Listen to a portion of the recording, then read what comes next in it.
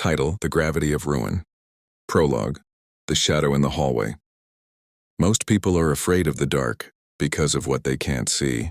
Elara Vance was afraid of the dark because of exactly what she could see. Julian Blackwood.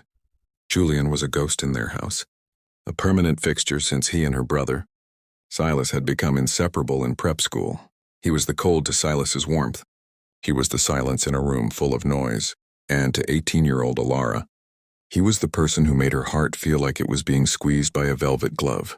He was 10 years older, dangerously quiet, and looked at Elara as if she were a puzzle he had already solved and found boring.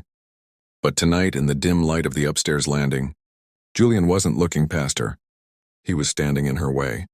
Chapter 1. The Rule Breaker. The scent of rain and expensive bourbon hit Elara before she even turned the corner. She stopped short, her silk robe fluttering against her bare legs. Julian was leaning against her bedroom doorframe. His tie was loosened, his dark hair disheveled, and his eyes, gray as a stormy sea, were fixed on the book in her hands. "Still reading about monsters, Elara?" His voice rasped. It was a low melodic barrette that made her toes curl into the hardwood floor. Better to read about them than to invite them into the house. "Julian," she snapped, trying to find her courage. She went to brush past him, but he didn't move. He was a wall of solid muscle and tailored wool. "Is that what I am?" He straightened, looming over her. The height difference was staggering. He stepped into her personal space, forcing her back against the opposite wall. "An invited monster?" "You're Silas's best friend," she whispered, her pulse thundering in her throat. "That makes you family, and family is supposed to be safe." Julian leaned down, his lips hovering just inches from the shell of her ear. The heat radiating from him was a physical weight. "I have never been safe, little bird, and I'm certainly not your family." He reached out, his long fingers grazing the column of her neck. It wasn't a caress. It was a claim, a slow, deliberate tease that promised something much darker than a crush. "Go to bed," he murmured, his thumb catching on her lower lip, pulling it down just enough to expose her teeth. "Before I decide to give you something real to write about in those journals of yours." He pulled away before she could breathe, disappearing into the shadows of the guest wing without a backward glance. Elara stood there trembling, knowing she had just crossed a line she could never uncross. The air in the hallway felt thin, the molecules charged with the electricity Julian had left behind. Elara stayed pinned against the wall long after his footsteps had faded, her heart hammering a frantic rhythm against her ribs. He had called her Little Bird, a nickname that felt less like an endearment and more like a cage. She retreated into her room, locking the door, a useless gesture, considering Julian had keys to every lock in this estate, and collapsed onto her bed. The dark romance novels she usually devoured felt pale and hollow, compared to the predatory heat that had just radiated off Julian Blackwood. Chapter 2. The Weight of Surveillance. The following morning, the sun bled through the heavy velvet curtains of the Vance Manor, but it did little to warm the cold dread settling in Elara's stomach.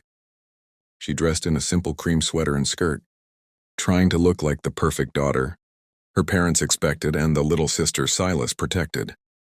When she reached the breakfast nook, the scene was devastatingly domestic.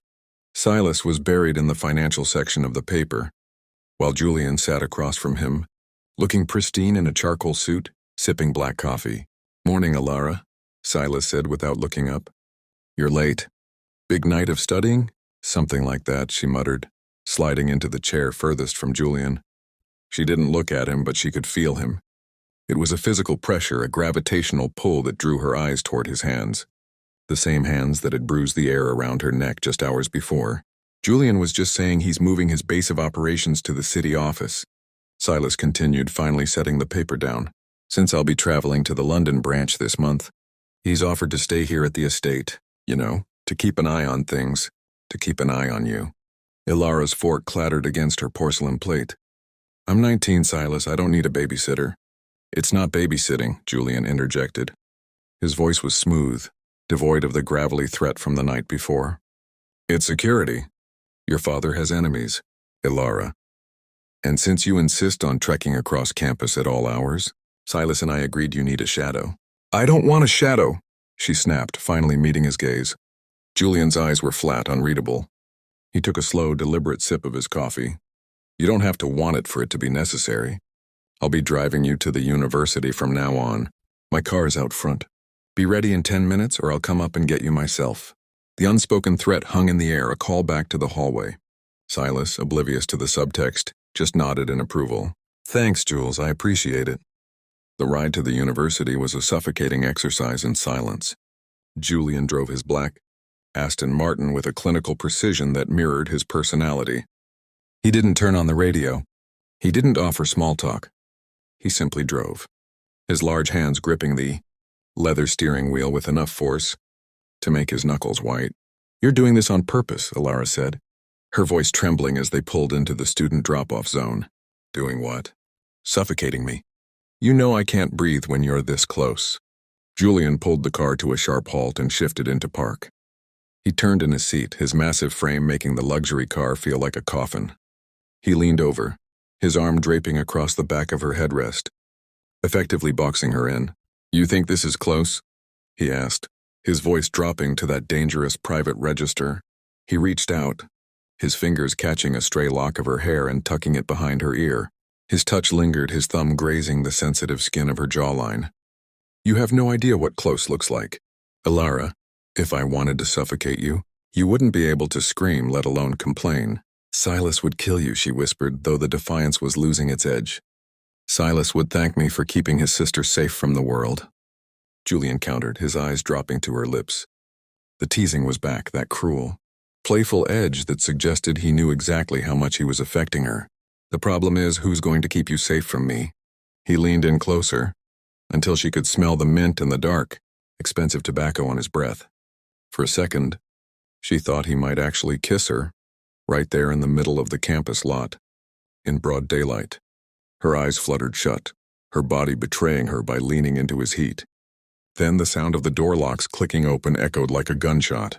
"Get to class," Julian commanded, his voice suddenly cold and distant again. "I'll be here at 4. Don't make me come looking for you." Elara scrambled out of the car, her face flushed and her head spinning. As she walked toward the library, she could feel his eyes on her back, marking her, claiming her in a way that felt both like a protection and a sentence. Inside the library, Elara tried to focus on her Renaissance history notes, but the words blurred into gray smudges. She kept seeing Julian's eyes. She felt like a mouse being played with by a cat that wasn't even hungry, yet just bored and vicious. "Hey, Elara." She jumped as Marcus, a boy from her lit class, slid into the chair next to her. Marcus was safe. He was a golden retriever in human form, all smiles and predictable compliments. "You look like you're a million miles away," Marcus said, leaning in. "A group of us are going to that bonfire tonight at the quarry. You should come. I can give you a ride." Elara opened her mouth to say, no, Julian would never allow it, but then she remembered the way Julian had looked at her in the car, the way he assumed he owned her time and her safety. A spark of rebellion flared in her chest. "I'd love to," she said, forcing a smile. "But I have a driver. Can I meet you there?" "Sure, I'll text you the coordinates." As Marcus walked away, Elara felt a chill run down her spine. She looked toward the large windows of the library that overlooked the parking lot. Far below, the black Aston Martin was still there. Julian hadn't left. He was sitting in the dark tint of his car, watching the entrance. She realized then that this wasn't just a crush or a forbidden romance. It was a game of shadows, and Julian Blackwood had never lost a game in his life. Chapter 3. The Quarry and the Consequence. The sun had long since dipped below the horizon, replaced by a bruised purple sky. Elara had managed to slip out of a side exit of the university, hitching a ride with a friend to avoid Julian's car at the main gate. It was a stupid move, reckless and juvenile, but she was desperate to prove she still had a pulse of her own. The quarry was alive with the roar of a massive bonfire and the thumping bass of music coming from someone's truck. Students were drinking, laughing, and dancing on the edge of the water. "You made it," Marcus shouted over the music, handing her a plastic cup filled with something that smelled like cheap vodka and fruit punch. Elara took a sip, the liquid burning her throat. She tried to relax, tried to laugh at Marcus's jokes, but her eyes kept darting to the tree line. Every shadow looked like a tall man in a suit. Every rustle of leaves sounded like a threat. "Is everything okay?" Marcus asked, reaching out to put a hand on her waist. You seem jumpy. I'm fine, she lied, though her skin crawled where he touched her. It wasn't Julian. It wasn't the heat she craved. Suddenly the music cut out. The transition wasn't accidental. Someone had pulled the cord. The sudden silence was heavy, broken only by the crackling of the fire. The crowd turned toward the source of the silence. Standing at the edge of the light, looking like a god of vengeance, was Julian. He wasn't wearing a suit jacket anymore. His white dress shirt was unbuttoned at the collar, sleeves rolled up to reveal forearms corded with muscle and etched with a tattoo she had never seen before, a serpent coiling around a dagger. He looked primal, out of place among the college kids, and infinitely more dangerous. He didn't say a word. He just looked at Marcus's hand on Elara's waist. The temperature at the bonfire seemed to drop 20 degrees. Marcus, sensing the predatory energy radiating from the newcomer, slowly pulled his hand away. Who is this guy? Marcus stammered. Julian stepped into the circle of firelight. The flickering flames cast deep, monstrous shadows across his face. He ignored Marcus entirely. His gaze locked onto Elara. You're late for your ride, Elara, Julian said. His voice wasn't loud, but it carried over the wind, cold and sharp as a blade. I wanted to stay, Elara said, her voice trembling despite her best efforts. I'm having a good time. Julian walked toward her, the crowd parting like the Red Sea. He stopped a mere inch from her, his presence blotting out the fire, the music, and the rest of the world. He looked down at Marcus, his eyes turning into chips of ice. Leave, Julian said. Hey man, she said she... Marcus started. Julian didn't wait. In one fluid motion, he grabbed Marcus by the front of his shirt and slammed him back against a nearby jeep. It wasn't a fight. It was an execution of will. I wasn't asking you, Julian hissed into Marcus's face. If you ever touch her again, I will make sure they never find your remains in this quarry. Do you understand? Marcus nodded frantically, his face pale. Julian tossed him aside like trash and turned back to Elara. In the car, now.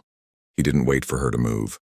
He wrapped a hand around her wrist, not enough to hurt, but enough to make it clear that she was no longer in control, and began leading her away from the fire, into the dark woods where the Aston Martin waited. You're insane, Elara cried, trying to yank her arm back. You can't treat people like that. You can't treat me like that. Julian stopped abruptly and spun her around, pinning her against the hood of his car. The metal was cold against her back, but Julian was a furnace. I told you I was a monster, Elara, he growled, his face inches from hers. You wanted to see what happens when you break the rules. This is it. You don't get to play normal with boys like that. Not when I'm the one who has to clean up the mess when you get hurt. You're the one hurting me. No, he whispered, his grip on her wrists, softening as he pinned them above her head, against the windshield. He pressed his body into hers, a devastating weight that made her breath hitch. I'm the one keeping you. There's a difference. He leaned down, his lips brushing against her neck, sending a jolt of pure, terrifying lightning through her veins. And if you ever run away from me again, Elara, I'll stop being so gentle. He let her go, opening the passenger door with a mock-polite gesture that was the ultimate tease. Elara got in, her heart no longer just hammering, it was breaking. Breaking for a man who was her brother's best friend, her protector and her greatest nightmare. The drive home was silent, but the air was thick with a new dark understanding. The hunt had officially begun. The drive back to the Vance estate was a suffocating vacuum. The speedometer climbed, the needle flickering toward triple digits as the trees blurred into a wall of dark, green ghosts. Elara stared out the window, her reflection in the glass looking like someone she didn't recognize. Flushed, wide-eyed and utterly undone, beside her Julian was a statue of controlled rage. He didn't look at her, but his presence filled the cabin like smoke. When they pulled into the long, winding driveway of the manor, the house was dark save for the amber glow of the porch lights. Silas's car was gone. He had already left for the airport. They were alone. Chapter 4. The Master of the House. Julian killed the engine. The silence that followed was louder than the roar of the car had been. Elara reached for the door handle, but the electronic locks clicked shut before she could touch them. We aren't done, Julian said, his voice a low vibration in the small space.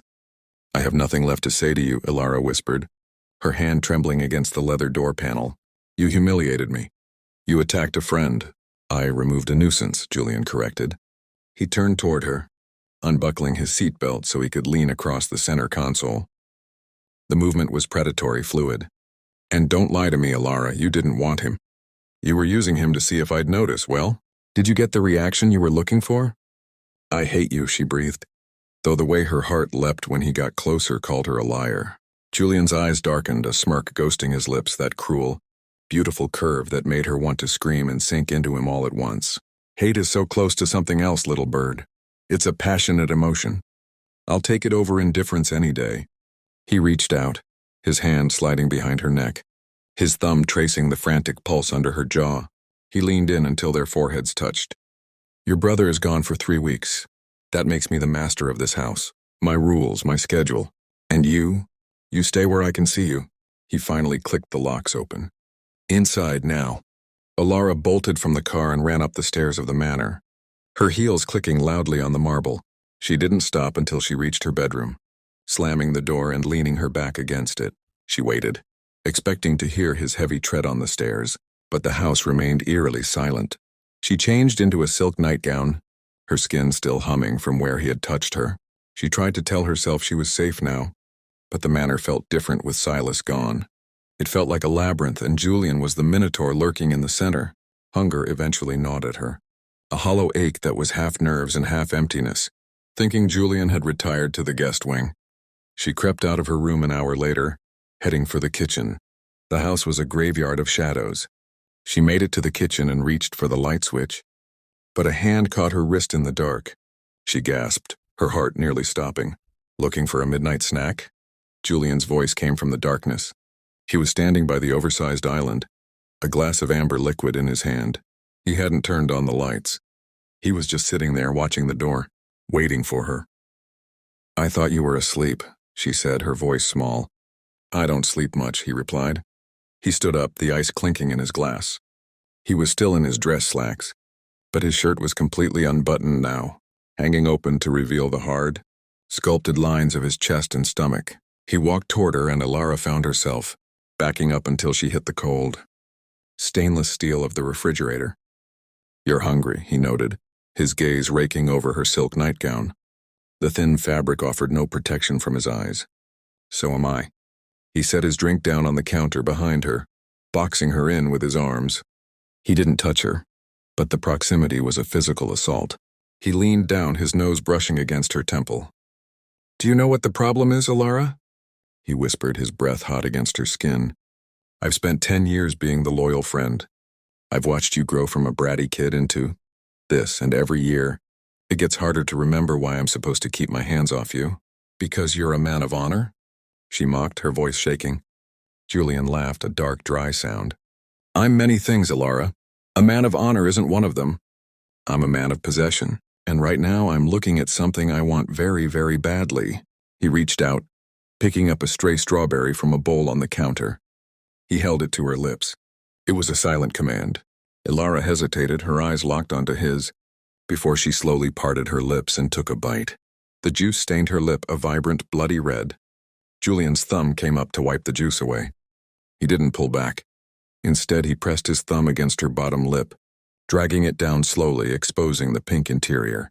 "You think this is a game," he said, his voice dropping to a growl. "You think you can tease the monster and not get bitten. But you're playing with a fire that will burn this whole house down if I let it." He leaned in, his lips a fraction of an inch from hers. She could feel the heat, the suppressed violence of his desire. She wanted him to bridge the gap. She wanted him to ruin her. Instead, he pulled back abruptly, a cruel smirk on his face. He picked up his drink and took a slow sip, watching her struggle to catch her breath. "Go back upstairs, Elara," he said, his tone suddenly clinical, mocking her arousal. "Before I forget that Silas is my friend. And before you forget how to be a good girl." Elara turned and fled, the sound of his low, dark chuckle following her all the way up the stairs. She realized then that the teasing was his favorite weapon. He would push her to the edge of the cliff, let her look down into the abyss, and then pull her back just to see her tremble.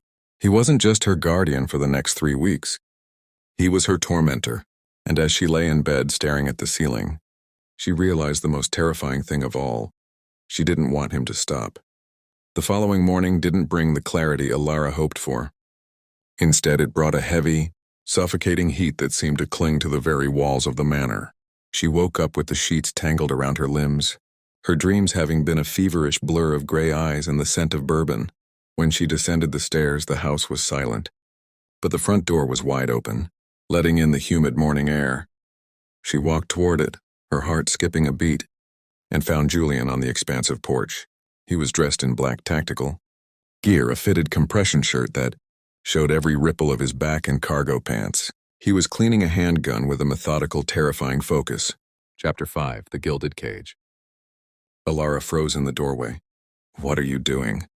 Julian didn't look up from the weapon. "Maintenance. A tool is only as good as the hand that keeps it." He snapped the slide back, a metallic clack-clack that echoed through the quiet morning. "I checked your schedule for today. You have a 3-hour gap between your morning lecture and your afternoon seminar." Elara frowned, crossing her arms. "How do you have my schedule?" "I have everything. Elara, your grades, your bank statements, your GPS history." He finally looked at her, his eyes shielded by dark aviators. "You aren't going to the library during that gap. You're coming with me." "I have plans," she lied, her voice rising. "I was going to meet friends for coffee." Julian stood up, holstering the weapon at his hip in one fluid motion. He walked toward her, the heavy thud of his boots on the porch sounding like a countdown. He stopped when he was close enough that she had to tilt her head back to see him. "You don't have friends? Elara, you have prey that circles you, hoping for a scrap of your attention. Like that boy last night." He reached out, his gloved hand catching a strand of her hair, winding it around his finger until her head was pulled back, forcing her to look into the dark lenses of his glasses. "From now on, your gap belongs to me. I'm going to teach you how to defend yourself. Because clearly, you're too soft for the world I live in." "I don't want to be like you," she hissed. "Good. One of me is enough to ruin the world," he whispered. "But you need to know how to survive it. Go change, sturdy clothes. No silk this time, little bird." He took her to a private range tucked into the wooded edge of the estate. It was isolated, shielded by high berms and thick oak trees. The sound of the wind through the leaves was the only thing she could hear until Julian started firing. He was a machine. Every shot hit the center of the silhouette target. Bang, bang, bang. Elara watched, mesmerized by the violent grace of his movements. When he finished, he cleared the chamber and turned to her. "Your turn." He stepped behind her to help her aim. It was the most intimate torture he had devised yet. His chest was a solid wall against her back. His arms came around her, his large hands covering hers as he guided her grip on the heavy cold steel of the pistol. "Breathe," he commanded against her ear. "If you panic, you miss. If you miss, you die." "You're crowding me," she gasped, her hands shaking. "I'm stabilizing you," he corrected. His grip tightened, pulling her back flush against his body. She could feel the hard line of his holster and the harder line of his frame. "Focus, Elara. Look at the target. Imagine it's the person who tries to take you away from me." The shift in his words, "from me, not from your family," made her breath hitch. "I can't," she whispered. "Yes, you can." He moved his hand from the gun to her waist, his fingers digging into the soft flesh there. A sharp pinch of pain that snapped her focus. "Now, fire!" She pulled the trigger. The recoil jolted through her arms, but Julian's body absorbed the shock, holding her steady. The bullet hit the shoulder of the target. "Again," he murmured, his lips grazing her earlobe. By the time the box of ammunition was empty, Elara was drenched in sweat and trembling from the sheer sensory overload of being held by him for an hour. Julian let her go, but as she turned to hand him the weapon, she tripped on a spent casing. He caught her instantly, his arms wrapping around her waist to haul her back up. But instead of letting go, he pinned her against the wooden post of the shooting stall. His glasses were pushed up onto his head now and his eyes were burning. The teasing mentor persona had vanished, replaced by a raw, jagged hunger. "You're a quick learner," he said, his voice dropping to a low, dangerous octave. "But you're still too distracted." "Maybe it's the teacher," she challenged, her heart thundering. Julian's gaze dropped to her mouth. He looked like he was fighting an internal war, his jaw so tight she thought it might shatter. Slowly, deliberately, he leaned down. His nose brushed against hers, a slow, agonizing slide of skin against skin. "You want me to kiss you," he stated. It wasn't a question. It was an accusation. "No," she lied. "Liar!" He moved his hand up, his thumb tracing the line of her throat. "I can feel your heart trying to beat its way out of your chest. You want to know what it's like to belong to a man like me, to have someone who would burn the world down just to keep you in a cage." He leaned in closer, his lips a hair's breadth from hers. She leaned forward, desperate to close the gap. But he pulled back just an inch, a cruel, mocking smile touching his face. "Not yet," he whispered. "I want you to crave it until it hurts. I want you to beg for it, Elara, and when you do, then I'll show you exactly how dark I can be." He turned and walked toward the car, leaving her standing in the heat of the afternoon, the smell of gunpowder and his expensive cologne clinging to her skin like a brand. That evening, the manor felt smaller. Elara stayed in her room, trying to study, but every sound made her jump. She felt like she was being watched, and she was right. She walked to her window and looked down at the courtyard. Julian was there, sitting on a stone bench, a laptop open on his knees. But he wasn't looking at the screen. He was looking up, directly at her window. He raised a glass in a silent toast, the moonlight catching the silver of his watch. He didn't move. He just sat there, a silent sentinel, letting her know that even when she was behind locked doors, she was never out of his reach. She pulled the curtains shut, her hands shaking. She realized then that Julian wasn't just protecting her. He was besieging her. He was breaking down her defenses one by one, using her own desire as the battering ram. And the worst part was she was ready to open the gates. The following week was a study in psychological warfare. Julian didn't touch her again, but he was everywhere. He was the shadow at the end of the hallway. He was the extra place, sitting at dinner where he watched her eat with a predatory intensity that made every bite stick in her throat. Then came the Friday of the Vance Foundation Gala. Chapter 6. The Masquerade of Malice. The manor had been transformed into a glittering palace of deception. Hundreds of roses, deep crimson and smelling of cloying sweetness, lined the grand staircase. Men in tuxedos and women in silk gowns moved through the ballroom, their faces hidden behind ornate feathered masks. Elara stood before her floor-length mirror, her breath hitching as she smoothed the fabric of her dress.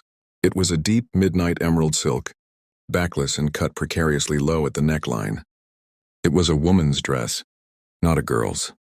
She adjusted the delicate silver filigree mask over her eyes, feeling like a stranger in her own skin. A sharp knock at the door made her jump. "Come in," she called. Julian stepped inside. If he had looked dangerous in tactical gear, he was lethal in a tuxedo. The black wool hugged his broad shoulders, and his white shirt was crisp against his tanned skin. He carried a black leather mask in his hand, his gray eyes raking over Elara with a slow, scorching heat that felt like a physical weight. "You look—" He paused, his jaw tightening. "Dangerous." "I thought that was your job," Elara replied, trying to steady her voice. Julian walked toward her, his footsteps silent on the thick carpet. He stopped behind her, their reflections meeting in the mirror. He looked like a dark god standing behind a sacrificial lamb. He reached into his pocket and pulled out a velvet box. Inside was a choker, a thick band of black diamonds with a single, pear-shaped emerald hanging from the center. "Silas sent a necklace from London," Julian lied. His voice was a low velvet growl, "but I decided it wasn't right for you. I bought this instead." He didn't ask for permission. He stepped closer, his heat radiating through her thin silk dress. He lifted her hair, his knuckles grazing the sensitive skin of her nape, sending a shiver racing down her spine. He fastened the diamonds around her throat. It was tight, just on the edge of uncomfortable. "It's a collar," she whispered, meeting his eyes in the glass. "It's a warning," he corrected. He leaned down, his lips brushing the shell of her ear. "Tonight men will try to talk to you. They will try to dance with you." "You will be polite." "Little bird. But you will remember who put that ice around your neck. You will remember who is watching." The ballroom was a blur of music and champagne. Elara was whisked from one conversation to another, playing the role of the perfect hostess. But no matter where she was in the room, she could feel Julian. He stood by the arched pillars, a glass of scotch in his hand, his black mask making him look like a phantom. He didn't dance. He didn't socialize. He just watched her. "May I have this dance, Elara?" She turned to find Arthur Sterling, the son of her father's business partner. He was handsome in a conventional, boring way, Of course, Arthur. As they moved onto the dance floor, Arthur's hand settled on the small of her back, on the bare skin her dress left exposed. Elara felt a jolt of anxiety. She looked over Arthur's shoulder and saw Julian. He hadn't moved, but his grip on his glass had tightened so hard his knuckles were white. "You seem distracted," Arthur murmured, pulling her a little closer. "Is something wrong?" "Just the heat," Elara said, her eyes locked on Julian. Julian set his glass down on a passing tray and began to move. He didn't walk. He stalked. He cut through the crowd with a terrifying purpose. Before the song could end, a heavy hand landed on Arthur's shoulder. "I'm cutting in," Julian said. It wasn't a request. Arthur blinked, intimidated by Julian's sheer size and the cold aura of violence he projected. "Oh, of course, Mr. Blackwood, I didn't realize—" "You realize now," Julian snapped. Arthur scurried away, and before Elara could protest, Julian pulled her into his arms. He didn't hold her like a dance partner. He held her like a prisoner. One hand was splayed across her bare back. His heat seared into her skin, while the other gripped her hand with possessive force. The music shifted into a slow, haunting minor key. "You're making a scene," Elara whispered, her heart thudding against his chest. "I don't care," Julian growled. He pulled her closer until there wasn't a breath of air between them. "I told you what would happen if you let them touch you." "He was just dancing, Julian. You can't own me." Julian stopped moving in the middle of the dance floor. The world around them continued to spin, but they were an island of frozen tension. He leaned down, his mask pressing against hers, his eyes burning with a dark, unhinged fire. "I can," he whispered. "I can own your every breath if I choose to. Do you want to see how easily I can ruin your reputation right here, in front of all these people? One kiss. Elara, that's all it would take for everyone to know you belong to the monster." "You wouldn't," she breathed, though her body was screaming for him to do exactly that. "Try me," he challenged. His thumb traced the line of her diamond choker, pulling it slightly so she had to look up at him. "I am losing my patience. Elara, the best friend act is dying a very painful death. If you keep pushing me, I'm going to stop caring about what Silas thinks. I'm going to stop caring about what's right." He suddenly let her go, the loss of his heat leaving her cold and trembling. "I'm going to the library," he said, his voice now a terrifyingly calm mask. "If you aren't there in 5 minutes to apologize for testing me, I'm going to come back out here and finish what I started." He turned and walked away, disappearing through the heavy oak doors that led to the private wing of the house. Elara stood in the middle of the ballroom, her breath coming in ragged gasps. The diamonds around her neck felt like they were glowing. She knew she should stay. She should find Arthur, dance another song, and prove she was independent. But her feet were already moving toward the library. The library was bathed in the red glow of the fireplace. Julian was standing by the window, his tuxedo jacket discarded, his shirt unbuttoned halfway down. He looked like a man who had reached his breaking point. Elara closed the heavy doors behind her, the click of the lock echoing like a final sentence. "I'm here," she said, her voice trembling. Julian turned. The mask was gone. His face was a mask of raw, unfiltered desire. "You took 4 minutes," he said, checking his watch. "You're lucky, Elara. If it had been 6, I would have dragged you out of that ballroom by your hair." He walked toward her, and this time there was no teasing. There was no slow build. He grabbed her by the waist and hoisted her onto the large mahogany desk, scattering papers and pens to the floor. "Julian, quiet," he commanded. He stepped between her legs, pinning her to the desk with the weight of his body. He grabbed the diamond choker and used it to pull her face toward his. "You've been playing with fire for weeks. You've been wanting to see the monster. Well, look at me." He didn't wait for her to answer. He crashed his lips onto hers. It wasn't a soft kiss. It was an invasion.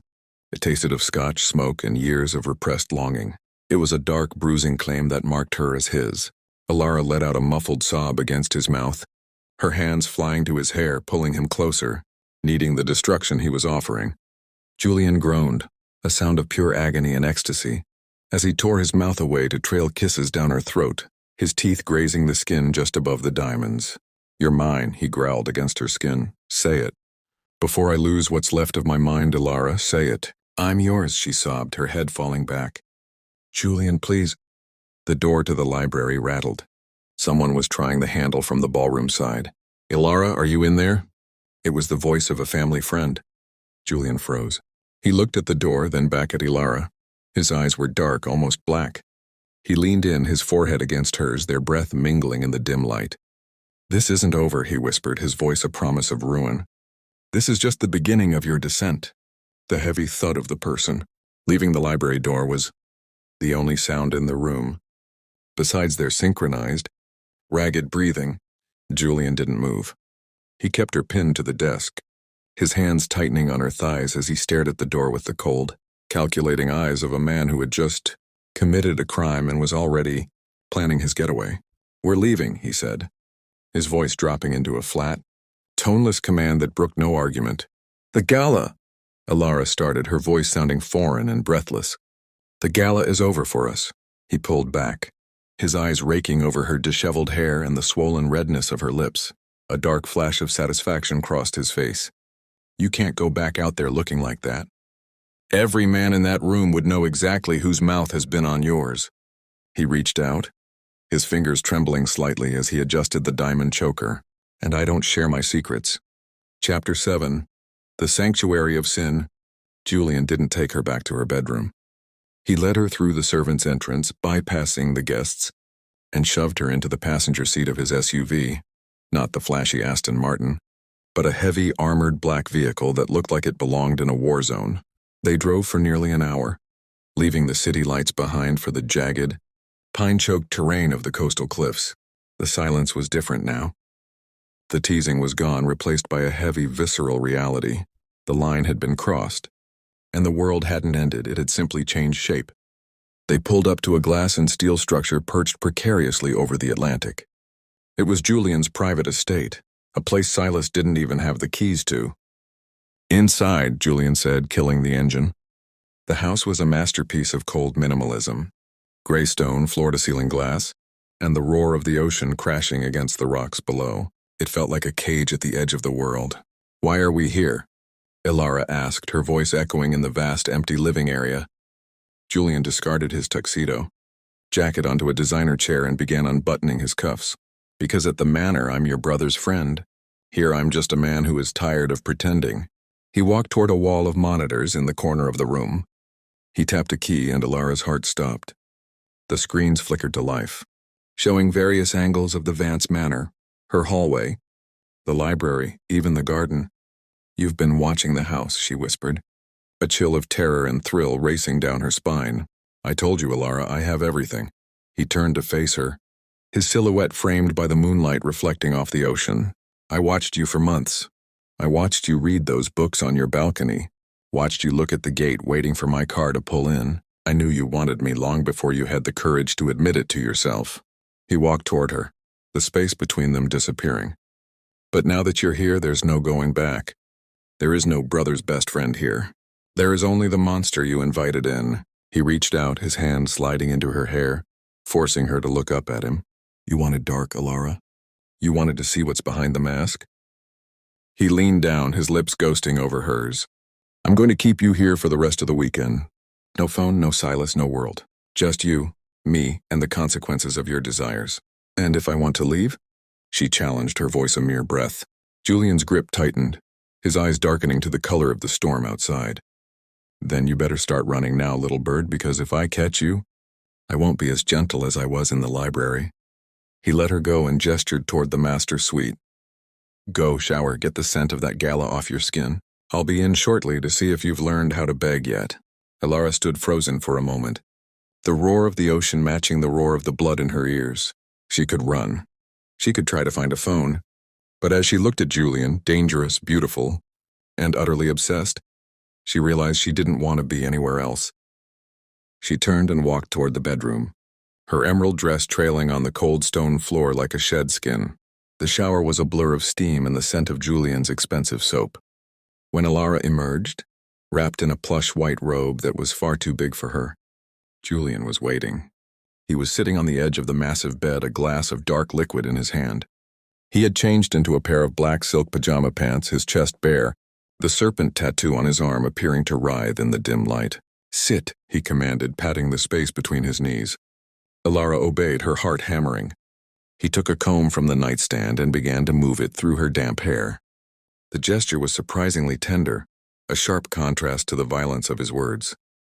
"You think you know what love is," Julian murmured, his voice low and hypnotic. "You think it's flowers and poems. But love is a siege. Elara. It's taking everything from the other person until there's nothing left but you. It's a slow, beautiful ruin." He set the comb down and turned her around so she was facing him. He tracked the movement of her throat as she swallowed. "I've spent 10 years staying away from you," he whispered. 10 years of watching Silas protect you, knowing that if I ever touched you, I would never let you go. And tonight, Elara, tonight I stopped fighting." He leaned in, his hands framing her face. "You are the only thing in this world that makes me feel like I'm not already dead. And I will destroy anyone who tries to take you from me, even your brother, Julian." "Don't speak," he growled, his mouth finally finding hers again. This time the kiss was slow, deep, and filled with a desperate, aching hunger. He pulled her onto his lap, his hands exploring the curves of her body through the robe with a possessive ferocity. The teasing was over. The game had turned into a war of hearts. And as Julian laid her back against the pillows, Elara knew that she might never be the same again, and she didn't care. The storm outside the glass walls of the cliffside estate finally broke, rain lashing against the windows in a rhythmic, violent cadence. But inside the master suite, the air was heavy still, and thick with the scent of salt and surrender. Chapter 8. The Breaking Point. Julian didn't rush. He was a man who appreciated the slow burn of a conquest. He kept Elara pinned beneath the weight of his gaze, his fingers tracing the edge of her robe with a precision that made her skin itch for more. "You're trembling," he noted, his voice a low, vibrating hum that seemed to echo in her very bones. "I'm cold," she lied, her voice cracking. Julian's eyes flashed with a dark amusement. He leaned down, his chest brushing against hers, the heat of his skin searing through the white terry cloth. "Liar, you're burning up. I can feel the heat coming off you from here." He reached out and slowly, agonizingly untied the belt of her robe. He didn't pull it open. He simply let the silk slacken. "I want you to understand the gravity of this, Elara. Once I mark you, there is no going back to being the innocent sister. You won't be able to look Silas in the eye without seeing me. You won't be able to sleep in that house without feeling my ghost in your bed. I haven't been innocent since the day I realized I was watching you. Through the banister," she whispered, her defiance returning in a sharp, jagged burst.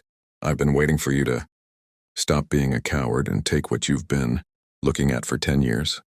Julian's face transformed.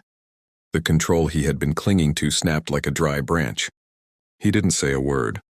He simply crushed his mouth to hers, his hand tangling in her wet hair to tilt her head back. It was a kiss of pure, unadulterated possession, a silent vow that she would never belong to anyone else.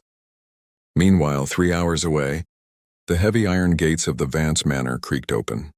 A black sedan pulled up the driveway, the tires crunching over the gravel. Silas Vance stepped out, his face haggard and his eyes tired from the long-haul flight from London. The deal had closed early and he had wanted to surprise his sister. He wanted to thank Julian for stepping up in his absence. He walked into the foyer. The smell of dying lilies and expensive perfume from the gala still hanging in the air. "Elara," he called out, his voice echoing in the empty hall. "Jules?" Silence met him. Silas frowned, walking into the kitchen. He saw the half-empty glass of scotch Julian had left on the counter. He saw Elara's silver filigree mask discarded on the floor by the library door. He walked into the library, his heart beginning to thud with a strange instinctual dread. The desk was a mess, papers scattered, a chair overturned. It looked like a struggle, or perhaps something far more intimate. He noticed a small, shimmering object caught in the rug. He reached down and picked it up. It was a single black diamond, a stone from the choker Julian had fastened around Elara's neck. Silas's jaw tightened. He knew Julian's taste. He knew Julian's darkness better than anyone. He had trusted his best friend with the only thing in the world he loved. And as he looked at the scattered remnants of the night, a cold realization began to dawn on him. He pulled out his phone and dialed Julian's private number. It went straight to voicemail. "Julian," Silas said into the receiver, his voice shaking with a mixture of grief and mounting fury. "I'm home. The house is empty. If you have her, if you've touched her, I don't care that we're brothers in everything but blood. I will hunt you to the ends of the earth." Back at the cliffside, Julian's phone buzzed on the nightstand, the screen illuminating the dark room with a persistent ghostly glow. Elara saw the name Silas flashing on the screen. She tried to move to reach for it, but Julian's hand clamped around her wrist, pinning it to the pillow above her head. "Ignore it," he commanded, his voice raw. "Julian, he's home. He's going to find us," she gasped, her eyes wide with terror and a sickening thrill. Julian didn't even look at the phone. He leaned down, his lips trailing a path of fire from her collarbone to the hollow of her throat. "Let him come," Julian whispered against her skin. "Let the whole world come. By the time they get through those doors, Elara, you'll already be ruined, and you'll be mine." He reached out and flicked the phone off the nightstand. It hit the floor with a dull thud, the light dying instantly. In the darkness, the only thing that existed was the sound of the waves and the heavy, rhythmic thud of two hearts crossing a line that could never be uncrossed. Julian pulled her closer, his touch no longer a tease, but a promise of the beautiful dark ruin he had described. The hunt was over. The siege was complete. "You're mine, little bird," he murmured one last time into the silence. "And I never give up what's mine." The drive from the manor to the coast usually took over an hour, but Silas did it in 40 minutes. His knuckles were white on the steering wheel, his mind a chaotic reel of every time he had seen Julian looking just a second too long at Elara. Every time Julian had been protective in a way that felt like obsession. He had ignored the signs because he loved Julian like a brother. Now that love was curdling into a poisonous rage. Chapter 9. The Reckoning. At the Cliffside estate, the atmosphere had shifted from the frantic heat of a first encounter to something heavy and permanent. Elara lay in the center of the massive bed, draped in Julian's discarded dress shirt. It smelled of him, cedar, spice, and the metallic tang of something dangerous. Julian stood at the floor-to-ceiling window, a silk robe tied loosely at his waist. He was watching the winding road that led up the cliff. He didn't need the security monitors to know Silas was coming. He could feel the collision course they were on. "He's here," Julian said quietly. Elara sat up, her hair a wild halo around her face. "Julian, you have to talk to him." "You have to explain." "Explain what, Elara?" Julian turned, his silhouette cutting a jagged line against the moonlit ocean. "That I've wanted you since you were a girl? That I've spent every night for years imagining this? There is no explanation that ends with us all shaking hands." The sound of tires screaming against pavement echoed through the glass. A moment later, the heavy thud of a car door slammed. Then came the pounding, not on the front door, but the sound of someone smashing a heavy object against the reinforced glass of the entryway. Crack! The sound of the security system's alarm began to wail, a high-pitched scream that tore through the sanctuary they had built. "Stay here," Julian commanded. He reached into the nightstand and pulled out the handgun he had been cleaning that morning. "Julian, no!" Elara scrambled out of bed, her feet hitting the cold stone floor. "Don't hurt him!" Julian paused at the bedroom door, looking back at her. His eyes were devoid of the warmth he had shown her moments ago. They were the eyes of the man who had slammed Marcus against a car, the eyes of a predator. That depends entirely on him. By the time Elara reached the living area, the glass front door had been shattered. Silas stood in the wreckage, his breathing ragged, a tire iron gripped in his hand. He looked like a man possessed. "Where is she, you son of a bitch?" Silas roared, his voice cracking. Julian stood at the top of the 3 steps leading down to the foyer, his gun held loosely at his side, pointed at the floor. "She's safe, Silas. She's exactly where she belongs." Silas lunged forward, but Julian didn't flinch. He raised the weapon, the red laser dot appearing on Silas's chest. "Don't take another step. I don't want to kill you, but I will not let you take her." "Kill me?" Silas let out a hysterical laugh. "We were brothers, Julian." "I trusted you." "She's 19. She's my sister." "She's a woman," Julian countered, his voice steady as stone. "And she's the only thing in this world that makes me human. You kept her in a bubble, Silas. I'm the one who actually sees her." "Silas, stop!" Elara cried, stepping into the light. Silas froze, his eyes moving over her, the oversized shirt, the bruised skin of her neck where the diamonds had been, the look of utter ruin in her eyes. His face went pale, the rage momentarily replaced by a crushing grief. "Elara, tell me he forced you. Tell me he took you and I'll end this right now." Elara looked at Julian, then back at her brother. The silence stretched, heavy with the weight of her choice. She saw the man who had raised her, and the man who had awakened her. "He didn't force me, Silas," she said, her voice trembling but clear. "I chose this. I chose him." The tire iron clattered to the floor. Silas looked as if he had been struck. "You don't know what he is. You don't know the things he's done for our father. The blood on his hands." "I know," Elara said, stepping toward the edge of the stairs. "I know he's a monster. But he's my monster." Julian lowered the gun, his shoulders relaxing just a fraction, though his gaze remained locked on Silas. "Go home, Silas, it's over. The little bird isn't in the cage anymore." Silas looked at them both, the dark, brooding man and the sister he no longer recognized. He realized then that he hadn't just lost his best friend. He had lost the girl he was trying to protect to the very shadow he had invited into their home. "If you hurt her," Silas whispered, his voice cold and hollow, "I won't come with a tire iron next time. I'll come with an army." He turned and walked out into the rain, leaving the shattered glass and the wailing alarm behind. The silence that followed was deafening. Julian reached out and deactivated the alarm panel, the red light turning to a dull green. He turned to Elara, who was shivering in the center of the room. He walked to her, wrapping his arms around her and pulling her back against his chest. He buried his face in her hair, breathing her in. "He's gone," Julian murmured. "He hates us," she whispered. "He'll learn to live with it," Julian said. He tilted her chin up, forcing her to look at him. The teasing was gone, replaced by something even more terrifying. Total, unwavering devotion. "You chose me, Elara. Do you understand what that means? There is no going back to the manor. There is no going back to that life." "I know," she said, reaching up to touch the serpent tattoo on his arm. "You're mine now, completely, in the dark and in the light." He picked her up, his grip iron strong, and began walking back toward the bedroom. "And I'm never going to let you regret it." As the sun began to rise over the Atlantic, casting a blood-red light over the cliffs, Elara realized that the story didn't end with a wedding or a happily ever after. It ended with a surrender. She had fallen for the monster, and in doing so, she had found her own darkness. The gravity of ruin had finally taken hold, and for the first time in her life, Elara Vance felt perfectly, dangerously free. The air in the private villa in Lake Como was thick with the scent of jasmine and the metallic tang of the storm rolling in off the water. A year had passed since the night of the shattered glass, and the world Elara once knew had shrunk to the size of Julian's shadow. Chapter 10. 1 year later, the gilded shadow. Elara sat at a wrought iron table on the terrace, a leather-bound sketchbook open in her lap. She wasn't drawing flowers or landscapes anymore.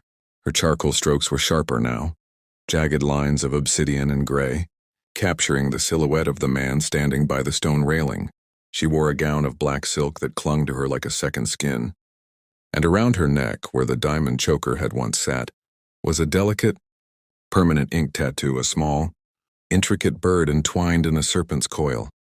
It was a brand, and she wore it with a pride that would have horrified the girl she used to be.